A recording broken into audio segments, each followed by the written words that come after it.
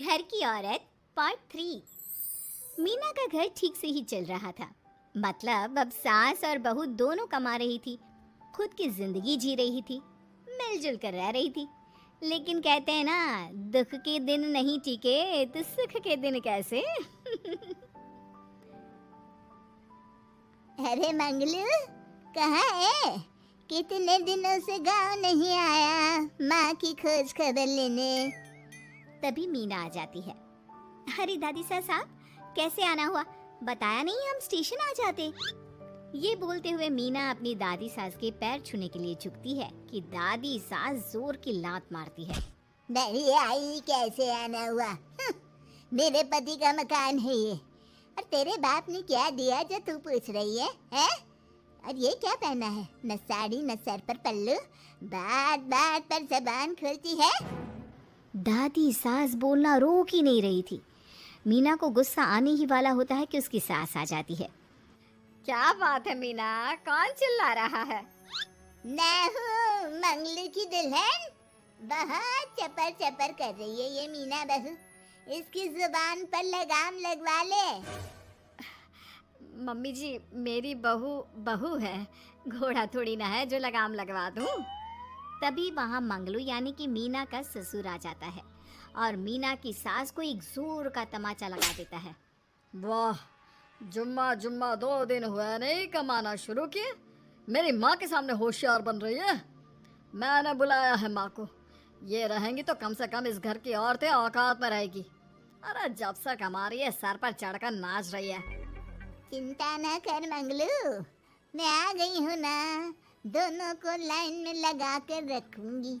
दोनों बहू ने मेरे मंगलू की जिंदगी खराब कर रखी है। तभी वहाँ पोता यानी कि मीना का पति आ जाता है। पोता जो कि दादी का दीवाना था। दादी दादी, मुझे क्यों नहीं बताया कि आप आने वाले हैं? मैं गांव आ जाता कार लेकर आपको लेने। अरे तू तो जानता ही है, कार में बैठ नहीं पाती। पता नहीं, बहुत दिनों से लग रहा था कि तू और मंगलू परेशान है। आज मन नहीं माना तो आ ही गई मैं। देख, यहाँ आकर पता लग रहा है। क्या पता लग रहा है दादी? यहाँ तो सब ठीक है, किसी को कोई परेशानी नहीं है। क्यों माँ, क्यों मीना, क्या हो गया? इन दोनों को क्यों परेशानी होगी? इन लोगों ने तो परेशान करके रखा है। माँ और मीना के बारे में कैसी बात कर रहे हैं पापा? क्या हो जाता है आपको रह रहकर? तू तो खाना बना बना कर बेशर्म हो गया है, लेकिन मैं नहीं। मेरी माँ आ गई है अब इस घर में। अब यहाँ सब वैसे ही रहेंगे जैसा मैं चाहता हूँ। देख मंगलू, तेरी बहू काम करती है तो मुझे कोई लेना देना नहीं है, लेकिन मेरी बहू कोई दर्जी का काम नहीं करेगी। साफ साफ बोल रही हैं। लेकिन दादी साहब, वो तो बहुत अच्छा बुटीक चला रही हैं। बहुत अच्छा चला रही है, लेकिन हम लोगों ने अपने घर की बहू से ना काम नहीं करवाना। अरे इसके बाप को शादी के वक्त ही बोल दिया था।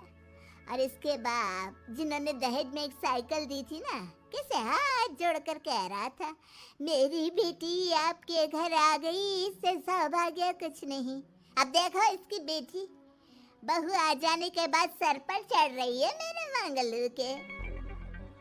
मीना जो कि सास की बुराई सुनकर परेशान हो जाती है। दादी सा, छोटा मुंह बड़ी बात। लेकिन क्या पिताजी ने आपको बताया नहीं? सासू माँ ने अपने पैसे से ससुर जी के जन्मदिन में कार दी थी।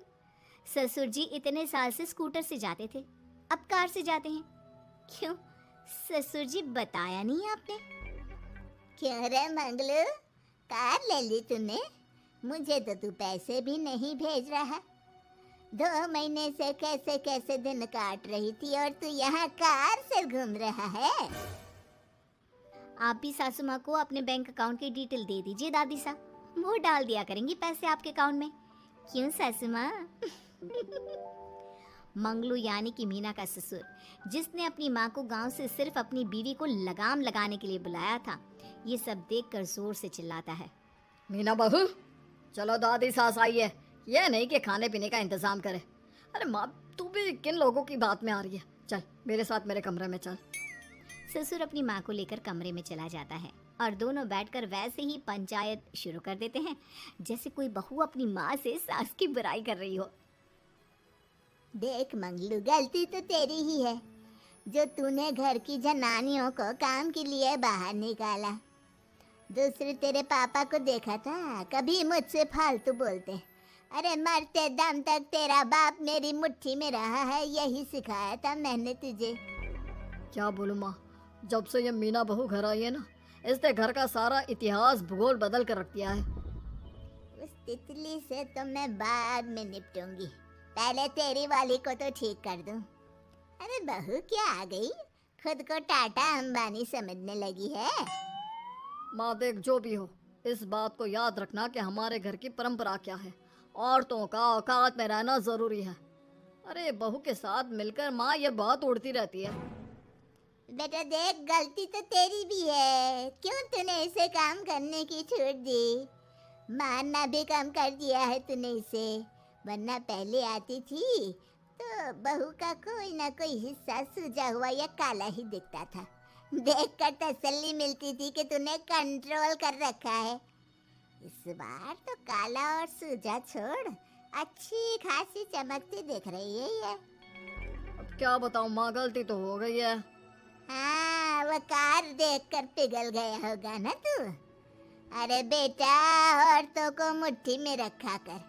शान की साइकिल ज्यादा अच्छी कुत्ता बनकर कार चलाने से, समझा। मीना का ससुर अपनी माँ की बात को सुन रहा था। बस माँ, जो गलती हो गई मिट्टी डाल उस पर। अब बस तू ना घर पहले जैसा करके जाना। ये सब ना बहू का किया धरा है, समझी। मतलब बहू को ठीक करना है तो बहू को लगाम लगाना होगा। ठीक है। दोनों माँ बेटा बातें करके सो जाते हैं। सोने के बाद अगली सुबह मंगलू की बीवी यानी कि मीना की सास, माँ जी उठिए, ये लीजिए गर्म पानी और ये दादुन। चलिए तो याद रहा तुझे, वरना मैंने तो सोचा था कि बहू के चक्कर में पागल ही हो गई होगी बिल्कुल। अरे बहू के चक्कर में पागल होने का क्या मतलब होता है माँ जी। उसने मुझे मेरे पैरों पर खड़ा होना सिखाया है। मैं तो कहती हूँ उसके जैसी मेरी बेटी होती ना तो शायद मैं बहुत पहले जीवन का मतलब समझ चुकी होती। तो दादी सास को समझ में आ जाता है कि सारा मामला मीना पर जाकर ही ठीक होगा। वो सोच लेती है कि अपनी बहू को छोड़कर पहले मीना को सही करना है। फिर अगले रोज, अरे मेरे पोते के पास तो मेरे पास बैठने का वक्त भी नहीं है? अरे कैसी बात करती है दादी, तेरे लिए तो मैं नौकरी भी छोड़ दूं। नौकरी नहीं, तू ना बीवी छोड़ दे, खुश हो जाऊंगी मैं। नीरज हैरान हो जाता है कि उसने तो मजाक किया था। दादी ये क्या बोल रही है? कैसी बात कर रही हो दादी, मीना ने तो सारा घर संभाला हुआ है। पहले तो घर गिरा जा रहा था ना। तेरी मीना के आने के पहले ना घर में चूल्हा जल रहा था, ना कोई रोटी खा रहा था। क्या? नीरज को दादी बीवी के खिलाफ खूब कान भरती है। तू सही कह रही है दादी, औरत पैर की जूती और हाथ की मुट्ठी में ही ठीक लगती है। मीना ने ना सिर्फ घर का माहौल बिगाड़ा, माँ को भी पिताजी की इज्जत करनी छुड़वा दी। अब ठीक बोल रहे हो, घर को बिगाड़ने की मेन जिम्मेदार तो मीना ही है दादी। अभी उसे ठीक किए देता हूँ। तभी वहाँ पिता भी आ जाता है। देख बेटा, तो रोटी कम खाना मंजूर, लेकिन इन औरतों के आगे झुकना मंजूर नहीं। तेरी दादी ने घर की परंपरा बनाकर रखी। मजाल कि मेरा बाप मेरी माँ के सामने कुछ कह लेता। पर पापा, एक बात पूछनी थी। रहने बेटा, तू ना कंफ्यूज है जीवन में, तू ना कंट्रोल कर पाएगा अपनी जनानी को। मंगलू, मेरी तो टिकट ही करा दे गाँव की। तुम लोगों के घर तो मर्दों की कोई इज्जत ही ना है, और ये मेरे घर की परंपरा ना है। मैं चली। अरे ना ना दादी, मैं तो बस देख अब मैं कैसे कंट्रोल करता हूँ इसे कल। फिर अगले रोज मीना ऑफिस के लिए तैयार हो रही थी कि देख मीना, आज मेरे दफ्तर से कुछ लोग खाने के लिए आ रहे हैं, तो शाम के खाने में। लेकिन आज तो मेरी मीटिंग है, फिर घर आने में मुझे देर हो जाएगी। तो मैं क्या करूँ? बोला ना शाम को खाना बनाना है तो बनाना है, समझी। मीना को पति की बात अजीब लगती है, पर वो दादी सास के सामने कोई भी ड्रामा क्रिएट करना नहीं चाहती थी। ठीक है, मैं शाम को जल्दी आ जाऊंगी। अच्छा क्या खाना है प्लीज जल्दी से बता दीजिए। पर बेटा तू तो बहू सास को चुप रहने का इशारा करती है, लेकिन पोते को तो लड़ना था। वो मीना पर जोर से चिल्लाता है, मीना देख ज्यादा हीरोइन मत बन, आज ऑफिस जा रही है तो जा, लेकिन सुन तुरंत रिजाइन देकर घर आ जाना। ना मुझे तेरी कमाई चाहिए ना ही तेरी नसीहत। आज से घर में वही होगा जो मैं चाहूंगा, समझी? अरे कैसे लैंग्वेज बोल रहे हो, ये तुम्हारी बोली नहीं है, कौन सिखा रहा है तुम्हें? तभी दादी सास आ जाती है। क्या बोलना चाह रही है बहू? मैं मुन्ने के कान भर रही हूँ, हैं?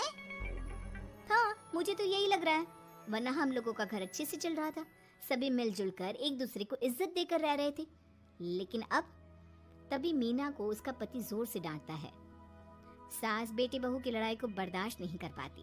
देख नीरज, बहू को डांटना या फिर बहू के साथ गलत व्यवहार, ये सब मुझसे बर्दाश्त नहीं होगा।